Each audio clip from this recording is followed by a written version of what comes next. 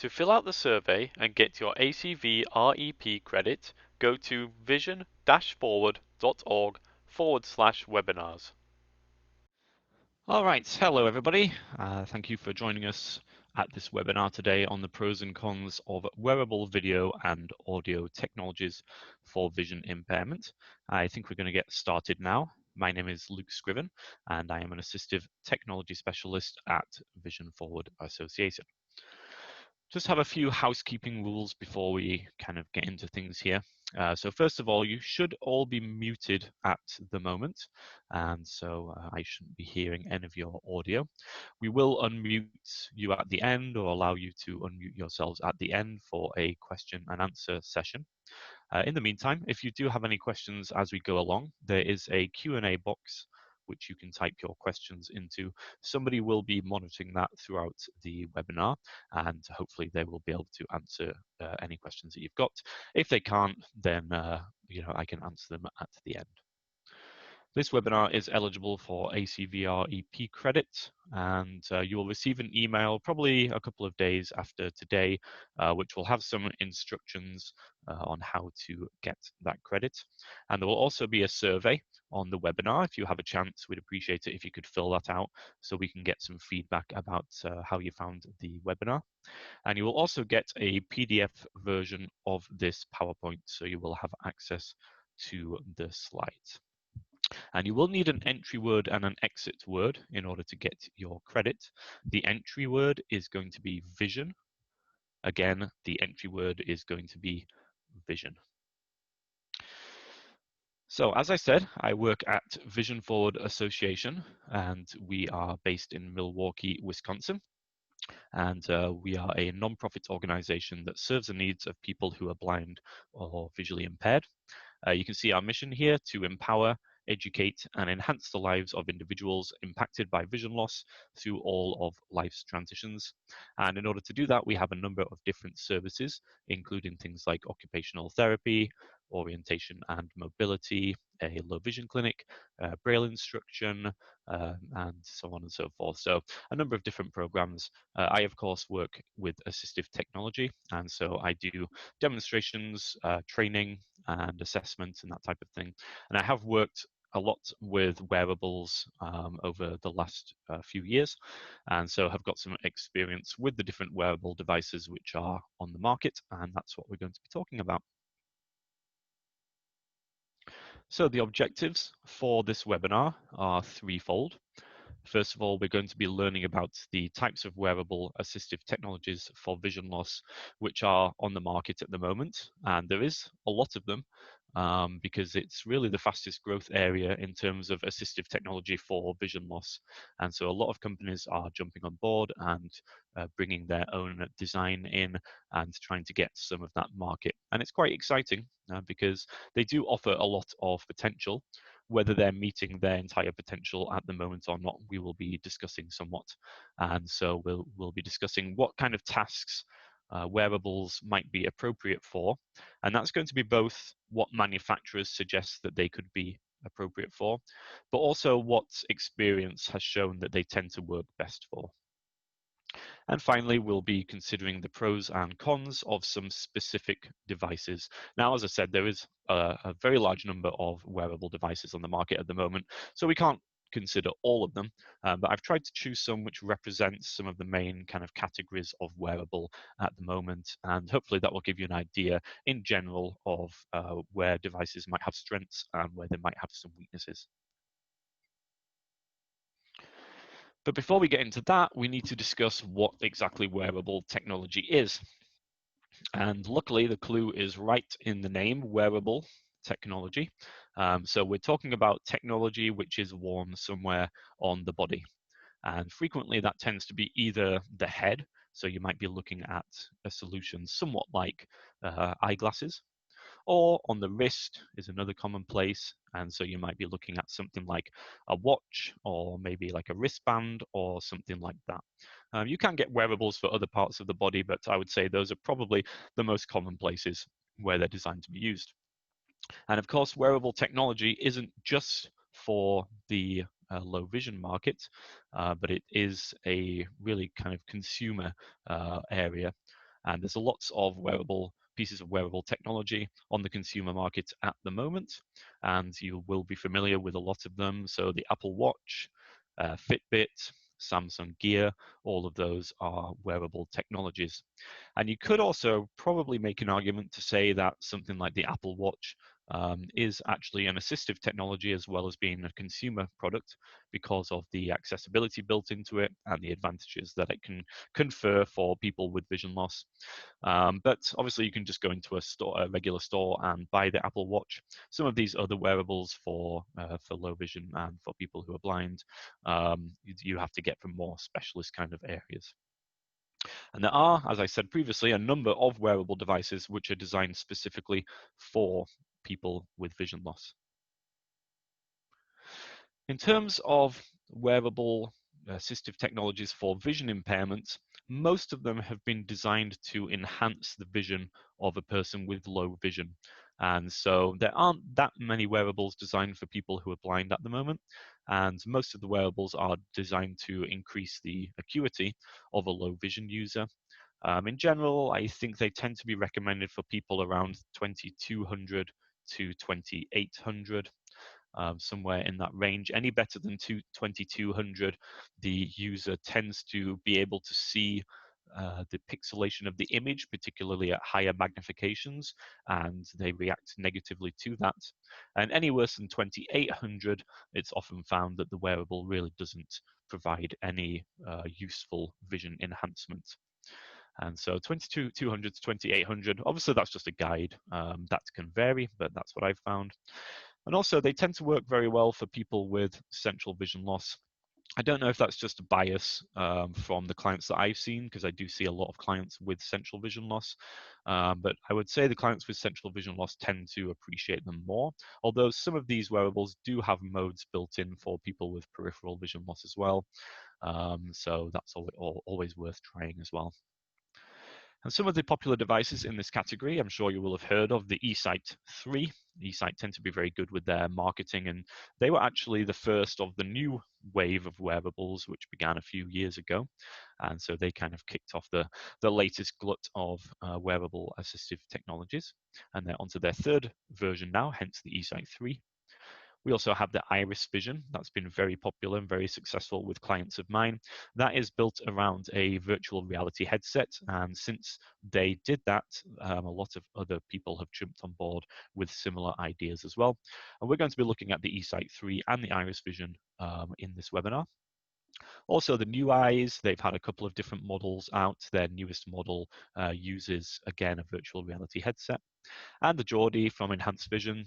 They had a previous Geordie model. Now they have a newer one with a large camera in the bridge. Some people say it makes you look a little bit like a Cyclops when you're wearing it. But yes, there you go. So we've got the Geordie. Apart from wearables which enhance vision, there are other types of wearables as well. And as I said, they're not as common.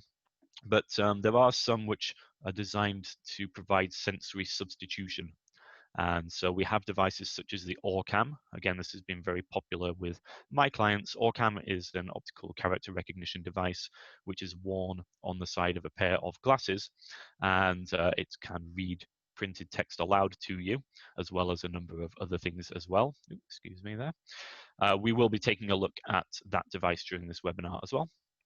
We also have the Sunu band, which is worn on the wrist, and that provides some haptic feedback, lets you know if you're getting too close to an obstacle by vibrating.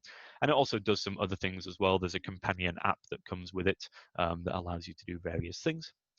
And there's also the Brainport. I'm going to switch to my next slide here, because I have a picture of the Sunu band and the Brainport, and describing the Brainport is definitely helpful to have an image.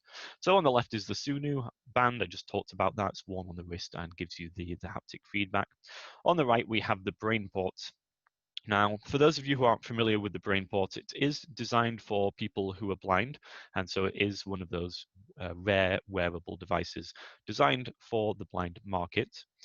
And the way that it works is there is a camera mounted into the bridge of a pair of sunglasses. The user wears the sunglasses, and wherever they look, the camera is pointing. And in the user's mouth, there is something called an intraoral device. And this is basically a flat piece of plastic with an electrode array on it. And the idea is that the glasses will send an electrical signal to the intraoral device, and it will turn on electrodes and stimulate the tongue and essentially draw whatever the user is looking at on their tongue. And the reason that they use the tongue is because it's the most sensitive part of the body. It's a very strange concept because you're trying to learn how to see with your tongue, which isn't something which I think most people would find very very normal. But it has had some success with some people. I would say it's a challenge. Number one, you have to try and discern what the shape is on your tongue. That takes practice. Number two, it tends to only work really with objects of high contrast in a controlled setting. That's okay, but obviously in day-to-day life, you're not guaranteed to have high contrast when you're looking at things. And so I think its usefulness is somewhat limited, but it is certainly an interesting step toward something useful for people who are blind. Now, there is another device which I am familiar with that they are doing testing on at the moment, which again uses a pair of sunglasses with a camera in the bridge, but rather than sending that image to an electrode around the tongue, there's actually an implant in the visual cortex. So we're talking about brain surgery here to implant a chip on the visual cortex, and the camera then would wirelessly send information to that chip, and it would stimulate the brain directly, stimulate the visual cortex directly, and perhaps allow a person to see. It's still in the testing phase, so we don't know how effective it will be, or indeed whether it will work, although there was a doctor in Italy who did it and seemed to get some good results. But that's certainly interesting technology because it bypasses the optic pathway altogether. And so if the optic nerve is not working, it doesn't matter. You can still receive that stimulus in the brain. We're mostly going to be focusing on here, though, vision enhancement systems, so wearables which are designed to enhance the vision of a low vision user. And the way that these work is they usually look somewhat like a pair of glasses. I would say most of them don't look exactly like glasses, but somewhat like that. And in the front, there is a camera. And on the inside, there are video screens. And so the user obviously is looking into the video screens and seeing whatever the camera is looking at on the video screens. And then there are controls that they will have which will allow them to manipulate the image to allow them to hopefully see better than they were before. And that's through things like magnification, contrast enhancement, false colors, and that type of thing. You could, of course, say it's kind of like wearing a CCTV on your head, and I would agree with that assessment. It's a good way to think about it. However, they do have the advantage that they are able to focus up close, at intermediate distance, and in the far distance, and so they do give you a kind of full range of vision. So with that being said, there are lots of things that potentially wearable devices could be useful for. And if you look on manufacturers' websites, you will see lots of different suggestions. So because they can focus at all lengths, they could potentially be useful for reading, writing, and watching television. Those are some of the big tasks which people often want to be able to do. And so those are all quite important. Seeing faces, that could be the faces of obviously people like friends and family, but also it could be the faces of pets, for example. Generally seeing faces is going to improve a person's ability to communicate effectively. And so that is a big thing for people to be able to do. They can also assist when going to concerts, plays, and movies. Obviously, you're able to zoom in and hopefully see the action a bit better. And cooking and crafting, we did have a client who was able to thread a needle using a wearable, which is quite impressive. And also she was able to thread the thread through a sewing machine, which is, I've never done it before. It was a lot more complicated than I thought it would be, but she did a good job of that. And of course, using a computer. So there's lots of things that wearables potentially could be useful for. However, there's also lots of things which are going to affect a person's the chance of a person being able to carry out all of these tasks.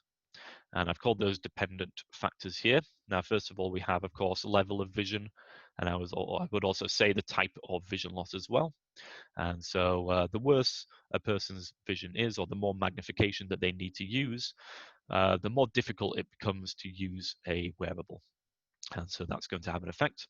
Also, the device itself, how good the quality of the image is, how good the quality of the image is when you kind of are zoomed in, how much you can magnify the field of view. All of these things are going to affect how useful the wearable is for the user. Another big one here is the ability of the user to keep their head steady. And this really is a major factor when we're talking about wearables. So because it's on your head, if you want to focus on something, you've got to keep your head still as you're looking at your focal point.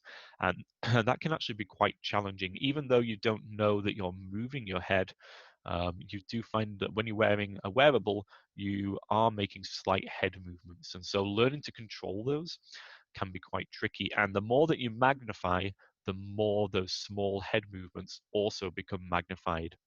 And so it definitely takes some patience and perseverance in order to get good at higher magnifications with your wearable. Some other dependent factors are the amount of external light. So obviously these are camera-based systems and require light in order to work properly, although there are some that work quite well in low light conditions as well. And finally, the settings of external screens, by which I mean, let's say that you're watching television and oftentimes you might need to get your TV remote and adjust the settings of the television. So for example, the contrast settings, the brightness settings, and maybe some other things in order to make the TV screen look good inside the wearable. The only trouble with that is, from my experience, usually by the time you've adjusted the television so that it looks good for the wearable user, it doesn't look so good for any sighted users who are also trying to watch the TV in the same room. And so there's a bit of a conflict there. So with all of that being said, what are some realistic uses? This is just based on my personal experience. You may have other experiences. But in general, I found that they tend to work better for less visually demanding tasks. And so we're talking about things like watching television, where you've got a fairly large target. It tends not to be too far away. And so it's, relatively easy to find the television, easy to zoom in on it. And if you do happen to miss something that's happening on the TV, it's not the end of the world. You've got the audio as well, so you'll probably be able to kind of, still understand what's happening. So that tends to work fairly well. Seeing faces, again, normally when you're looking at people, they're fairly close to you, you're talking to them and so on and so forth. So again, you've got a fairly large target to look at, and it's not too critical that you necessarily see everything. And it's the same with going to a concert or a play or a movie. So these tasks tend to be more kind of distance tasks and less visually demanding. One of the things that people often want to do is read, and that's perfectly understandable. And indeed, some people are very successful with reading with their wearable. But as I had previously mentioned, higher magnification levels with wearables can often be difficult because you get not only a reduced field of view, and obviously the further that you magnify, the smaller the field of view is, but also the more that you magnify, the more that image shape comes into play because of the small movements of your head. And so if you imagine that you're trying to look at a small target, like a line of text that's say 12 points, and you've got to magnify quite a lot in order to make it readable. But now you're only fitting a part of that text in your field of view, and your head is kind of moving around up and down, left and right, and you're just trying to keep it steady and track the sentence while obviously reading and understanding. It can be quite challenging in my experience. And there are things built into wearables to assist with this. So you have kind of high contrast modes, for example, to assist with reading. Some have like a reading line mode, and a number of them offer OCR as an alternative. So there are things to help, but generally reading tends to be somewhat challenging. And in my experience, a kind of regular CCTV is the better way to read still. The OCR sometimes can work quite well, but it depends on the individual and whether they like OCR, they might not like the synthesized voice, they might find it hard to get a good picture, and so on and so forth. So now we'll consider some specific devices. We're going to look at 4 different wearable devices which are currently on the market. And we'll consider kind of what they're good at, what they've been designed for, what they're not so good at. And you're going to see there's a lot of crossover in terms of features between different devices. And even in terms of design, in terms of the physical makeup, there tends to be quite a lot of crossover. Each device does tend to try and have its own unique selling point. And so some are better at some things, others are better at other things. And we're going to try and highlight some of those things. So we'll start off with the eSight 3, and this one, as I said before, is a very well-known device. It's on the pricier end, $5,995, so it's quite expensive. It did used to be $15,000, so they did come down quite a lot since then, but that's probably due to the amount of competition that there is on the market these days. And this is a wearable electronic magnification device, so one of those devices with a camera in the bridge and video screens on the inside. So we're going to go ahead and watch a short video on the eSight, and then we will discuss some of the pros and cons of this device. Let's take a look at the magnification. This is done with a dial on the left side of the controller as I am looking at the controller.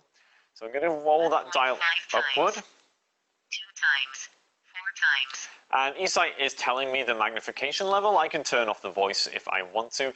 I'm at 4 times magnification. Let's look at the exit sign at the top here.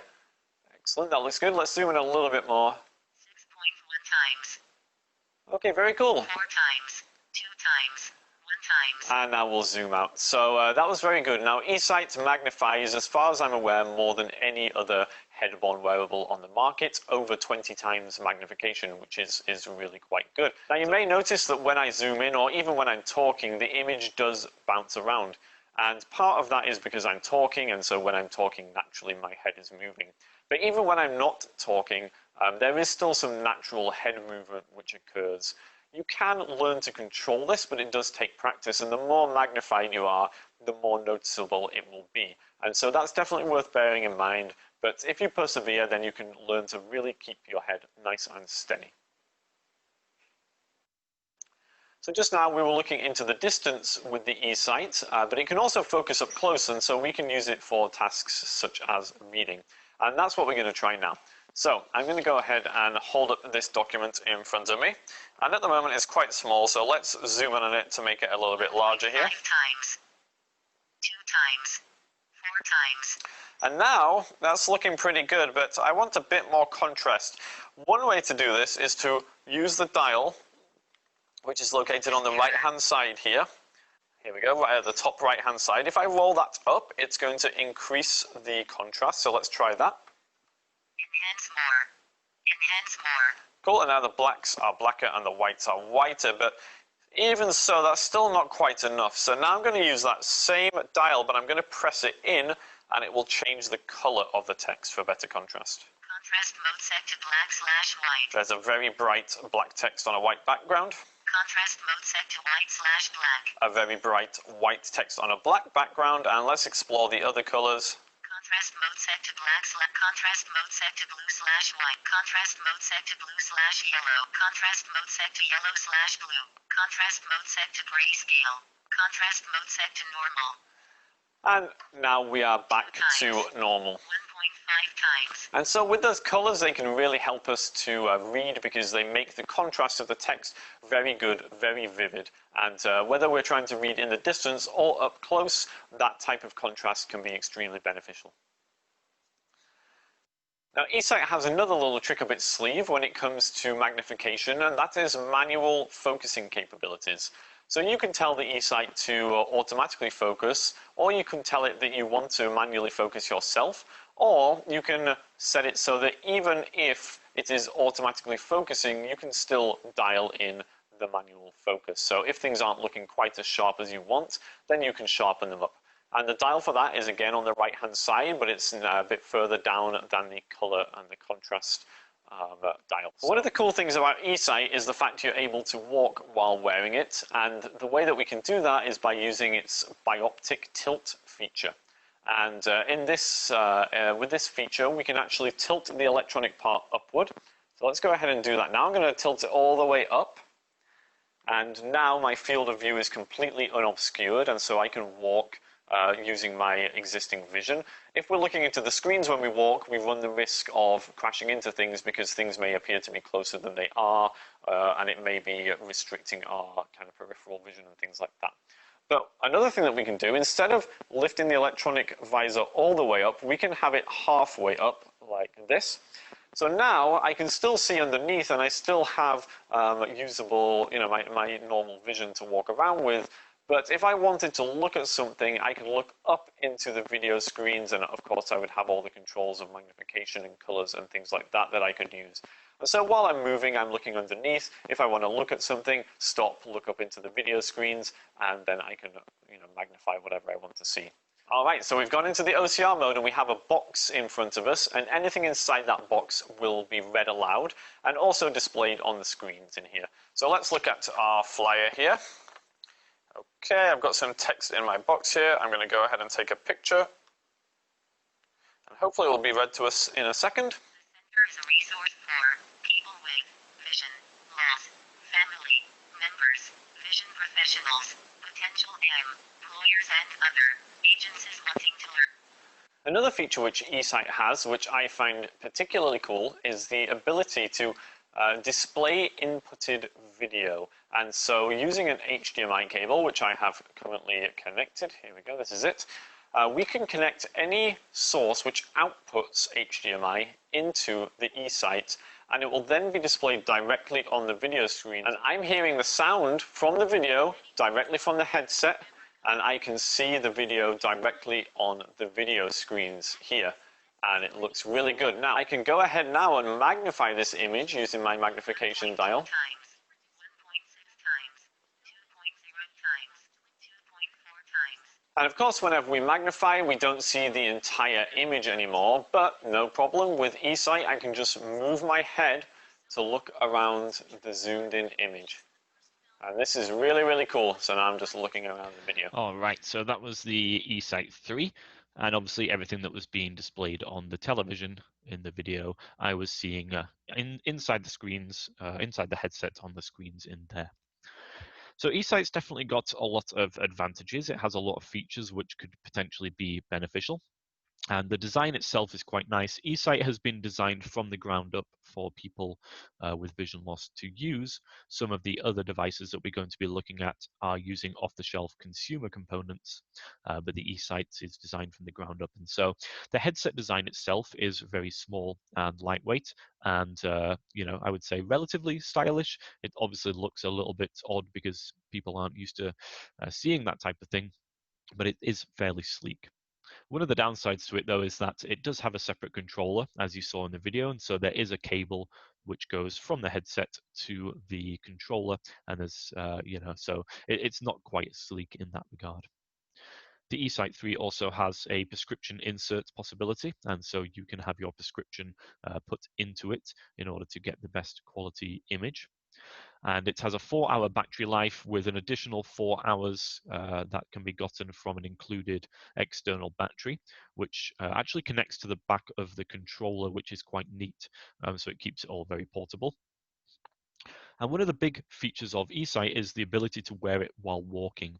Now, there's not a lot of wearables that you can wear while you're walking, because, as I said in the video, there is the risk, if you are looking into the video screens, of bumping into things or falling off curbs because your peripheral vision is restricted.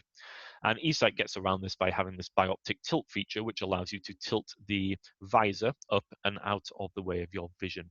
And so you can walk while wearing it. Now, if I can just jump over to one of the challenges here, the only problem with this design is it does allow you to walk with it on, but because it's open, when you're outside, if it's a sunny day, all of that ambient light is getting in and around the headset and causing glare on the screens. And so it's in this kind of contradictory situation where it's been designed to walk with, but because of the design, using it outside isn't as easy as it could be. So it's a bit of a complicated and unfortunate situation. Back to the pros again. eSight has an HDMI input, and as you saw in the video, I was inputting video into the eSight and was able to magnify it and pan around the magnified image. Now, the reason that you would want to do this is because, say that you want to watch television with your wearable, you could, of course, use the camera in the bridge of the wearable and view the television on the screens inside the wearable. But at that point, you're watching the television screen through the camera of your device, through the screens of your device, and you get image degradation during that process. So by the time you're seeing the television screen, it's not looking so sharp anymore. And so the ability to input video directly, allows you to get around that situation. eSight also has 24 times magnification. I think it's the highest magnification of any of the wearables. It is a pro, however, I would suggest that at the higher magnification levels, it becomes a little bit impractical to use, just because it's there's such a restricted field of view and such a lot of kind of shaking of the image. It can be very difficult to make it practical.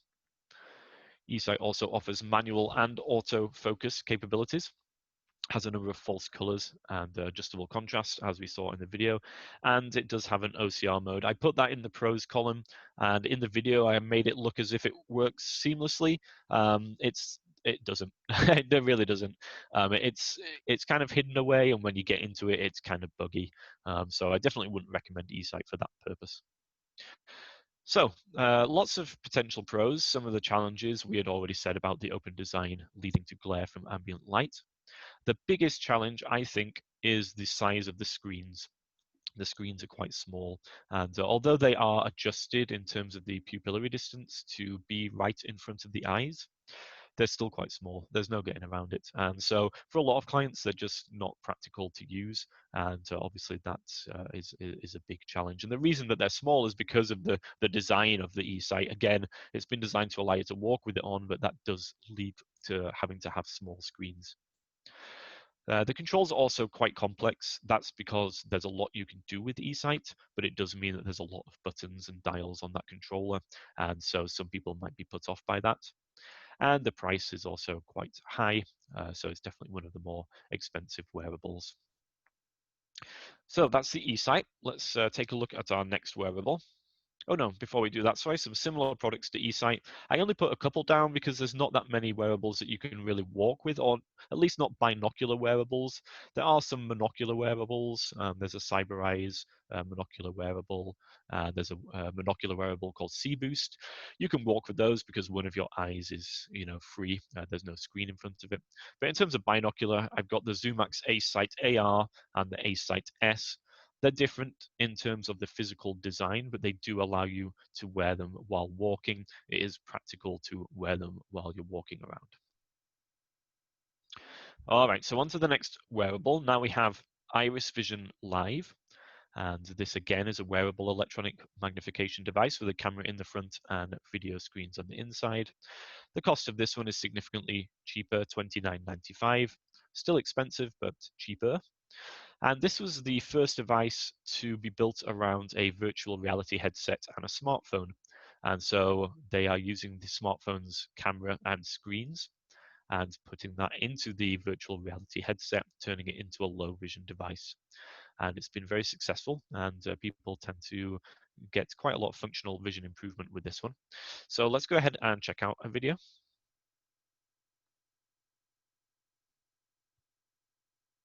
So the IrisVision is built around this virtual reality headset, and it's powered by a smartphone which is in the front. And so when you buy IrisVision, it comes with the headset, the smartphone, and all of the different charging apparatus that you need. The reason that the smartphone works well here is because we can use its camera and its screens to turn into a low vision device. And so the camera is on the outside looking out at whatever we're looking at, and the screens are on the inside. And we also have these two magnification lenses on the inside, which allow us to magnify, have the screen magnified in front of us, and so it appears very large and bright and vivid, which is all great. We can simply have the headset on, look toward what we want to see, and swipe on the side. And we're going to go ahead and zoom in. And hopefully you're seeing this on the television screen to my left here. There may be a bit of lag because of the internet connection that we're using, but hopefully that's zoomed in. You've got an idea of how that works. And now we're going to zoom out again. Super easy to control, and we can zoom up to 12 times magnification, which is enough for most scenarios, obviously depending on your vision loss. For reading specifically, there is some high contrast color modes. Let's take a look at those. So I've got something in front of me here. We're going to go ahead and switch to high contrast color mode. Television. Here we go, we're in a reading mode. This is a high contrast black text on a white background, and we can obviously use that in conjunction with our magnification. Or if we prefer, we can switch to the white text on the black background. And again, we can use our magnification here. The latest version of IrisVision, which is called IrisVision Live, is able to read text aloud to us. Let's give this a try. This is called OCR. I'm going to hold up this text in front of me. We're going to press a button to take a picture of it. Good. Okay, and now it should be able to read it aloud to me. Assistive Technology Fair for the Visually Impaired, sponsored by Berlin Lions Club, Tuesday, October 1st, 2019, 10 o'clock a.m. 00 p.m. Berlin Senior Center, 142 Waters Street. And I have options here to pause, to play, and to change the reading speed. And the text is also being displayed right in front of me in large, high contrast print. Let's take a look at the photo gallery first of all. I'm going to go to there. Photo gallery. And in here, I've saved pictures that I've taken while wearing the IrisVision. I have 3 pictures available at the moment. I'm going to go ahead and open this one of me. Photo open. There I am. So now I'm looking at a photo of me, very large in front of my eyes. I'm going to go ahead and magnify that photo. And in order to pan around the photo now, I just have to move my head left and right, up and down. This is really cool. I could save pictures of people, friends and family who I want to take a look at whenever I get the feeling to do so. Or I could take pictures of documents that I've been given in school if I want to refer back to those, or whatever I want. So now we're going to take a look at the video streaming options for IrisVision. And at the moment, I'm in the video streaming mode. I can swipe up and down videos using the trackpad. Let's see what we got here. They're going to be spoken aloud to me as well. IrisVision, The Blind Life. Okay, so there's one from Sam at The Blind Life on the IrisVision. Instructional video on how to use your IrisVision. There's an instructional video on how to use your IrisVision. Okay, all very well and good, but I actually want to find videos on monkeys because I like monkeys. So in order to do this, we're going to double tap on the touchpad. We'll hear a beep, and this will allow us to give a voice command. So then we can say search monkeys, and it will go ahead and do a search for monkeys, monkey videos. Let's give this a try. Search monkeys. Okay, here we go. Let's see what we get. These are the videos that have been found with search term monkeys. Okay, and I've done my search for monkey videos, and I've got a list of results here. Let's see if we can play one of these videos. Funniest monkeys, cute and funny monkey video.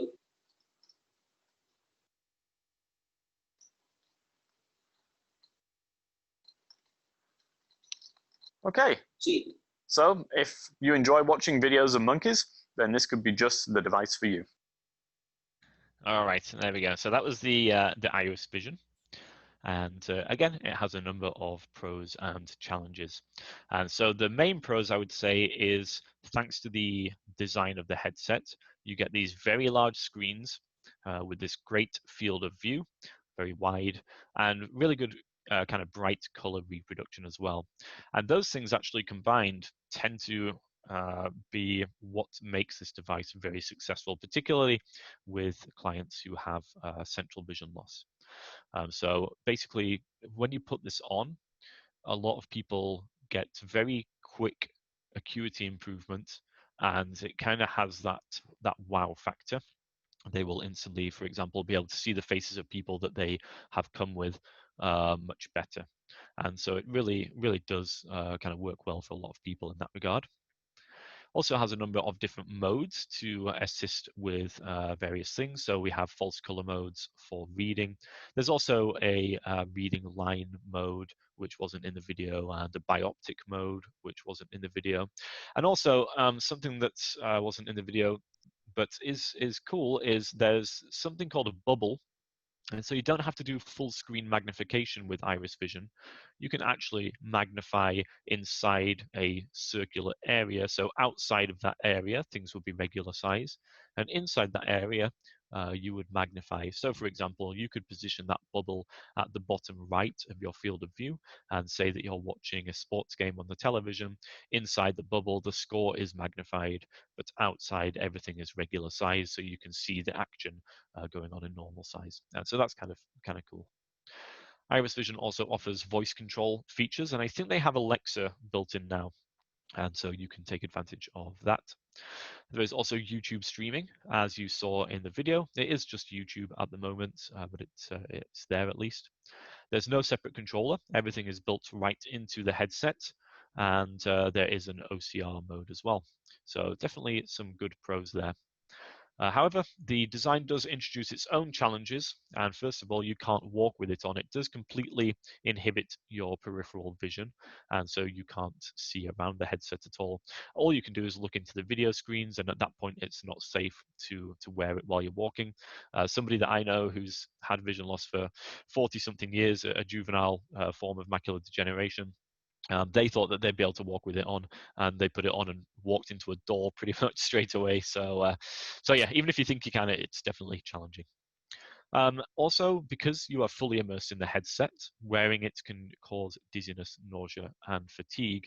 Part of that's to do with the fact that you're kind of fully immersed in the headset there, but also the refresh rate of the screens isn't great. There's a bit of image lag, and that image lag can lead to kind of feelings of dizziness and nausea. It's also quite a large design. There's no getting around that. It looks kind of goofy, and it's fairly heavy to wear. The upside to that is the fact that the screens are so large, but yeah, design-wise, it's not the best looking. And it also has a relatively short battery life. Now, you can use an external battery with it to extend the battery life, but the battery that's built in, you're going to get maybe 2.5, 3 hours tops. And if you're streaming video on there, definitely less than that. So that's definitely a downside. And finally, the controls are all on the right-hand side, including the control which activates the voice control feature. And so for the people who aren't able to use the right side of their body, for example, if they had a stroke or whatever it might be, then it's really not practical to use IrisVision. Now, they are releasing a remote control to get around that problem. And in fact, they had one in the past, but it didn't work very well, so they stopped using it. Now they have another one, but I don't think they've released it as of yet. Now, there's lots of similar products on the market because IrisVision has been very popular. And so we have the Patriot Viewpoint, the MyEye E2, CyberEye's Gear VR, Zoomax eSight VR. All of these are built around virtual reality headsets in a very similar manner, and they will have similar pros and cons. The MyEye E2 is a little interesting in the sense that they don't have a smartphone in the front of their device. All of the electronics are built into the headset itself, and this allows the headset to be a lot lighter weight and more comfortable to wear for extended periods. So that's cool. But I found that the image in the MyEye E2 isn't necessarily the greatest, and so that's obviously puts a bit of a limit on things there. Another device which has just come out though and is using the same headset as the MyEye E2 is the Vision Buddy, and this just came out a couple of months ago. And again, it's a wearable electronic magnification system built around a virtual reality headset, but this one has some tricks up its sleeve for watching television. And so I would say its primary purpose and its unique selling point is that it's been designed for watching television more effectively. And the cost of this one is just around $3,500. So let's go ahead and watch a video on this. And also the setup is very easy. So in order to connect the transmitter, so here's our transmitter again. There's only a two-step process. Number one is to connect it to power, and there is a power port on one of the sides. So there we go, I've connected it to power. And then we take our HDMI cable, excuse me while I bend down to get that. This is included in the box. It's very long as well, gives you a lot of flexibility in terms of setup. And we plug the HDMI cable into the other side of the transmitter. And there we go, we're all set up, so super easy. But for the moment, we're in the live magnification mode. This is the type of mode which you would normally get with any other low vision wearable. Now you might see the image jump around a little bit. That's because I'm talking, and obviously that makes my head move. So that is to be expected. At the moment, I'm seeing the room that I'm sat in. This is Vision Forward's tech room here, and we're at 1x magnification. The image quality is good, and the color reproduction is good, and the field of view is very wide, as you would expect for this type of headset. Let's go ahead and zoom in. We can go up to 8x altogether, and every time we zoom, we'll hear a click to let us know that we've gone up a level. So here we go up to 2x. Good. Image quality is still good and looking nice. Let's zoom up again, up to 3x. Let's go all the way up to 8x here. There we go. Obviously, as you zoom in, the image quality does degrade. This is the same with any other of these low vision wearable devices. So the image quality isn't as good at 8x as it is at 2x. Focusing is automatic, so that's good. And it's very simple to zoom in and out. There's only 3 buttons on the side of the headset that we really need to worry about. One of those is to change between the different mode. That's called the features button. And then we have the magnification controls, magnification up and down. So very, very simple to control. All in all, this live magnification mode is good. It can be useful for seeing people's faces, for going to a concert or a play, any time when you want to look at something and magnify it. But now let's take a look at Vision Buddy's main feature, the TV watching mode. As I said, I have a video queued up on YouTube on my computer, and if I just hit the features button, it will take us through to the video mode. So let's go ahead and hit that button now. Aha, and there is Steve Harvey. Oh, there we go. There is Steve Harvey in the midst of one of his famous big smiles there. So we have a video queued up. It's paused at the moment. And it's just like being in the cinema. I'm seeing this big screen floating right in front of me, which is very cool. Let me show you the magnification. Using those same magnification controls, we can zoom in all the way up to 12x so we can get real big. Let's take a closer look at Steve here. There we go, there's his face. Again, as we zoom in, the image quality does get lower, but again, that's to be expected. At the moment, this screen just looks huge in front of me, and in terms of panning, I just have to move my head left and right, up and down, in order to pan around the image here. Let's just go up to 12x, just for giggles, to see what that looks like. There we go, Steve's face is huge in front of me at the moment. I'm going to back it off a little bit here. We'll go back down to 2x. Let's see this video in motion. Let me just find the spacebar on my computer here. Okay. Here we go. Hey, I've had a lot of great guests on the show, especially kids. Check out the top 3 most inspiring kids I've met. Everybody, please say hello to Ariana.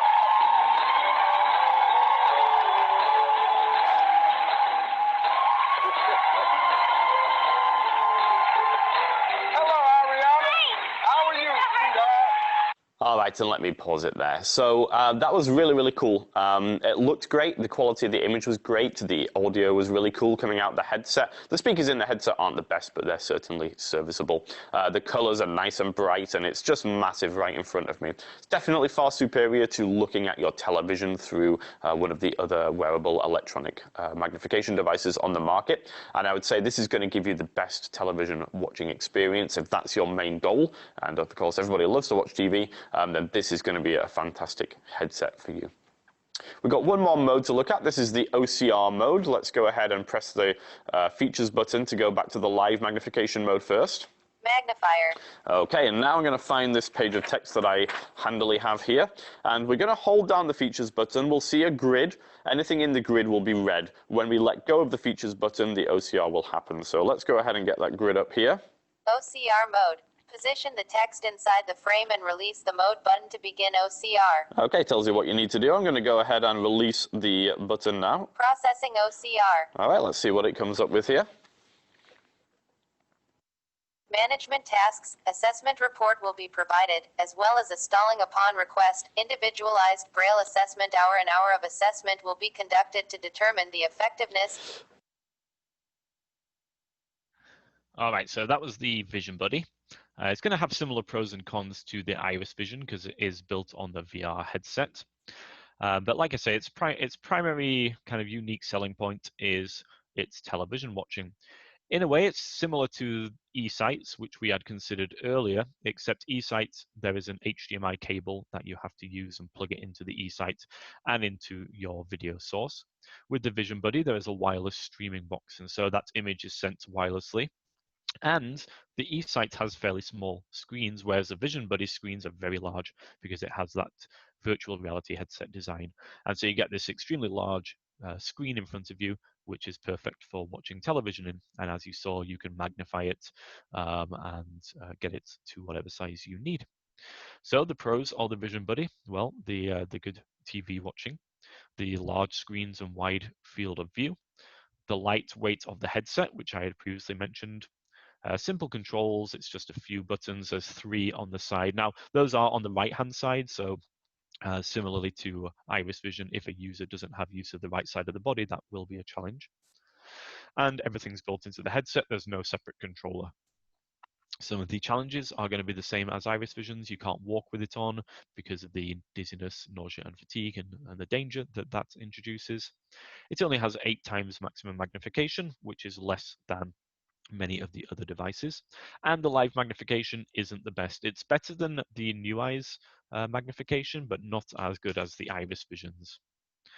And finally, the OCR function, again, with this one is quite buggy. Again, in the video, I made it look like it worked flawlessly, but sadly, that's not the case. So I will say that that definitely needs some work. Now, all of these devices are software-based and can be updated through software updates, which are provided for free by the manufacturers. And so if there are features which need improving, oftentimes those are improved over time at no cost to the consumer. All right, I didn't put any similar products for that one because it's kind of unique in the way that it's being used for television primarily.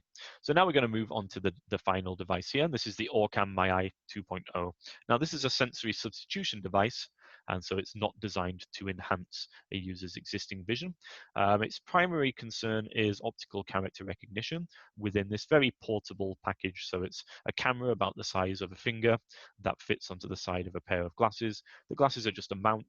There's no other purpose for them. And the cost of this one is $4,500. Now, the MyEye 2.0 does a variety of other things as well as OCR, such as facial recognition, product identification, color recognition, various things like this. But to my mind, the thing that it's best at is optical character recognition. So let's take a look at a video on this one. So there's 3 different ways that the Orcam is able to read to us. And the first way is what we're going to look at now. We can just look at the text we want to read and tap on the side of the camera. So let's give that a try. I'm going to go ahead and look at this page of text here, tap on the side of the camera. We'll hear it take a picture. Hello, I am the Orcam, a wearable device designed to take a picture of text and speak it aloud. I have a few different ways that I can capture the image, besides reading text. I can also identify. And in order to stop it reading there, I just tapped on the side of the camera again and it stopped the reading. And hopefully you could hear it was extremely fast in recognizing the words on the page, and it started to read them aloud almost instantaneously, and it was very accurate. So that's really cool. Let's take a look at another way that we can read using the Orcam, and that's by pointing. So the camera is very clever and it can recognize our fingers when we point. And so by pointing at some text, it will know that we want to read it, it will take a picture of it, and it will read it aloud to us. I'm going to demonstrate this using a newspaper that I have here. One of the things that people often want to read is a newspaper, and the challenging thing about the newspaper is that there's text all over the page, right? It's not an easy format for a machine to read. But using the pointing gesture, we can just point to the part of the text we want to read, and it will read that part. So let's have a look here. There's a story on the bottom, and I'm just going to go ahead and point to the first paragraph in that story. So let's go ahead and do that. And now it's seen my finger. Now it's taken a picture. 6th in a series of 9 position previews leading up to the Green Bay Packers 2019 training camp. Green Bay, if you're looking for... And again, it read that very well, and that time to stop it, I used a separate gesture. So instead of tapping on the side of the camera, I held my hand out with the fingers extended in a stop gesture, and so that's another way that you can control the camera. So that's an extremely cool thing that the Orcam has that nobody else has, the ability to point at text and have it read to you. Now we can be even more specific in telling the Orcam where to read with another pointing gesture. So the one that I just did, I pointed, and then when I heard a beep, I moved my hand out the way and the camera took a picture. But if I had left my finger there, even after hearing the beep, it would have started to read from just a few lines above my finger. And so I could have even told it, hey, I want to read from the middle of this paragraph, and it would have been able to do that. So let's give that a try with our newspaper again. I'm going to point to the middle of a paragraph here. Now I'm going to leave my finger on the page. A year ago, the Patriot defensive line appeared to be borderline indestructible, only to have injuries ravage the unit. But the And now we're going to have a look at another one of its features, which is the ability to identify money. Very simple to do. All we have to do is take the bill, and this one was very kindly loaned to me by my colleague. I'm going to see how rich I am now, so I'm going to hold it up in front of me, in front of the camera. I'm going to look toward it. Anyway, for the purposes of the demonstration, I'm going to be getting the Orcam to recognize Corey. Now, just a bit of information on this. You do have to store people in the Orcam's database, so if you want somebody to be recognized, you have to store them and name them. Once you've done that once, then whenever the camera sees that person, it can tell you who that person is. And it can either do that automatically or manually. I have it set to manually right now, so when I look at Corey, I'm going to take a picture by tapping on the side of the camera. It will take a picture and hopefully it will say his name. Let's give it a try. So I'm going to look toward Corey here. I'm going to go ahead and tap on the side of the camera. It's taking a picture. Corey. And there he is. Excellent. So that worked really well. Now I know that I have Corey here, and I can say, Corey, thank you very much for your help. Can I have my $20? All right, and that was the Orcam there. A very cool device, I think you will agree. And the OCR is very fast and accurate, so it does a great job at reading text aloud. You can control the text through forward winding and rewinding and pausing and playing, but also you can use gestures to point exactly where you want the device to read, which are very powerful. Now, obviously, a user has to have some vision in order for that to be effective, but it works very well. So the pros, the fast and accurate OCR, very portable and discreet, very small device. And the gestures controls and the touch bar on the side make it quite easy to use. And you can mount it on either side of the glasses, the left or the right. It's quite intuitive to pick up and start using. It has multiple languages, as you would expect for an OCR device these days.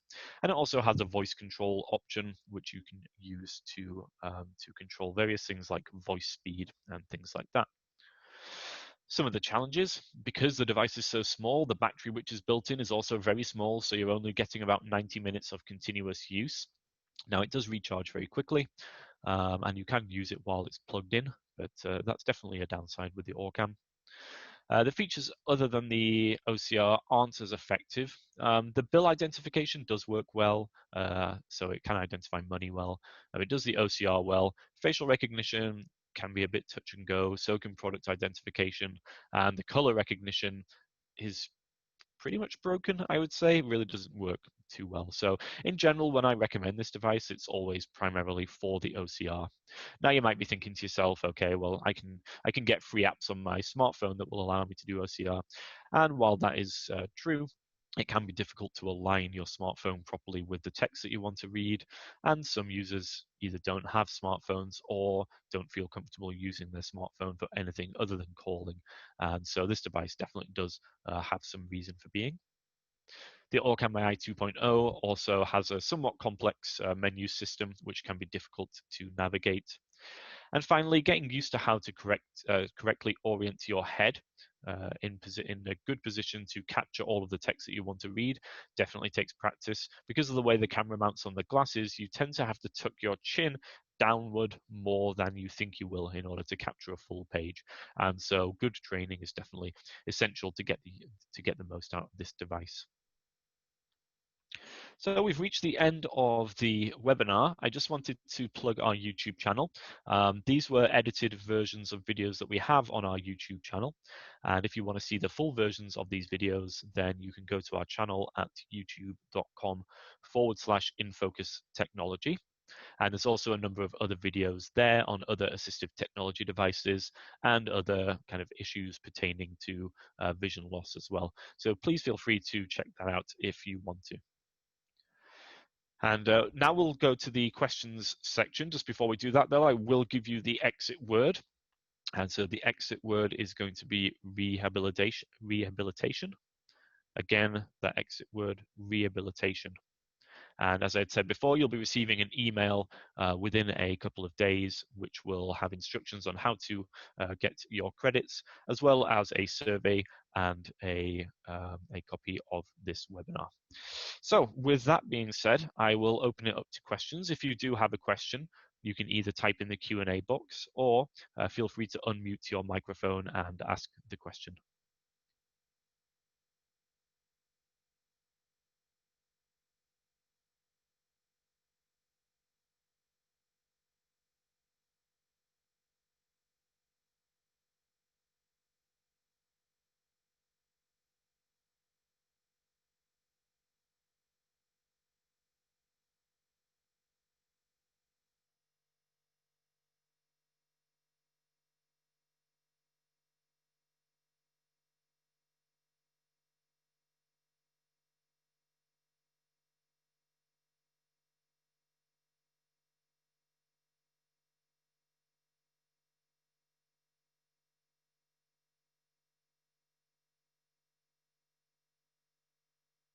Okay, well, it doesn't appear that we have any questions at this time, so thank you all for attending the webinar. And if you do have any questions at any point, then you can always get in touch with me. My phone number is 414-615-0103, and my email address is lscriven@vision-forward.org. So thank you again for attending. Hi, Luke. Oh, hello. Hi, this is Rose, one of the panelists. Hello. Hi, there are a number of questions showing up on the Q&A. Are you able to access those Oh, I'm and sorry. answer them? Let me have a look here. Yep, and those are being answered as we speak as well. Okay. All right, so I see questions here now. Was there an initial word? Yes, there was. So the first word is vision. The entrance word is vision. The exit word is rehabilitation. Let's have a look. How much is Orcam? There's two versions of Orcam. This is for Zach. There's two versions of Orcam. There is the Orcam My Reader, which is $3,500. That's the recommended retail, although oftentimes they have sales on. And there's the more Orcam MyEye for $4,500. Now, the difference between them is the Orcam My Reader is just for the OCR, and the Orcam MyEye has that plus the facial recognition, product identification, color recognition, and so on and so forth. And like I say, you can often find them at a discounted price. Have you had any experience with the New Eyes Pro from Maggie? Yes, Maggie, I have, and I wasn't very successful with it, unfortunately. I do like the design, which is much more like a pair of glasses than any other of the wearables, but the screens are very small. The one person I did have success with, they were a medical student who needed to do suturing, and with the New Eyes, you are able to just use voice commands to zoom in and so on and so forth. And because she needed both hands to do the suturing, that was absolutely perfect for her. So her, yes, but otherwise not so much, unfortunately. Are these currently being used in schools? I don't work much with the schools. This is from Michael, by the way. I don't work much with the schools, so I'm not sure. They are available to students, but I think that the look of them might put students off because they would kind of make you stand apart from the other students. So I think you could probably get them, but whether the student would use them, I don't know. Douglas says, does the Orcam read a computer screen well? The answer to that is yes. It does a great job reading from screens, whether it be a smartphone or a computer screen. The most effective way to do that is use the pointing gesture. So you would point to the area of the screen that you want to be read. If you don't have enough vision to do that, you can still take a picture of the whole computer screen, but then you would have to have everything on the screen read aloud to you. Taryn says, I think rehabilitation is hard to hear. I do apologize. It could be my accent. But yes, the exit word is rehabilitation. Let's see what else we've got here. Justin, will a copy of this presentation PowerPoint be made available? Yes, you will receive that in an email. It will be just a version of this PowerPoint for you. Is there a website or an organization that keeps abreast of these technologies? From Michael? That's a great question. As far as I know, there's no specific organization for wearable technologies. We at Vision Forward do keep abreast of any new devices, and I gave you the YouTube channel, youtube.com/infocus technology. You can always go there. We make videos on wearable devices as we receive them, and so you could use that as a resource. Sarah Elizabeth says, do you consider IRA wearable tech? Yes, I certainly do. And that's, that's a good point. So thank you for that, Sarah Elizabeth. We do have a video on our YouTube channel on IRA. It's a little bit different in the sense that it's using an actual person. So you're connecting with an actual person. So it's a little bit different in that regard, but it definitely is wearable. Have you heard about the Orcam 2 Pro that just came out? How much is it? I know Orcam just released the Orcam Read, I believe it's called, which is a pen version of their OCR technology. Orcam 2 Pro, I'm not familiar with exactly what you're talking about. There is the Orcam 2 MyEye and Orcam 2 MyReader, and those are $3,500 and $4,500, as I had said before. And Hope says, can the Orcam be used for distance viewing? No, it's a completely non-visual device, so it won't improve your vision in the way that the other wearable technologies will. However, it can read at a distance, and so you can use it to read things at a distance. For example, a street sign, or some like a menu board behind a desk and things like that. So thank you all for those questions. They are appreciated. If nobody else has any questions, then I think we are done. Anybody else have any questions? Nope. All right. Well, thank you all for attending, and we hope to see you in the next webinar. To fill out the survey and get your ACV REP credit, go to vision-forward.org/webinars.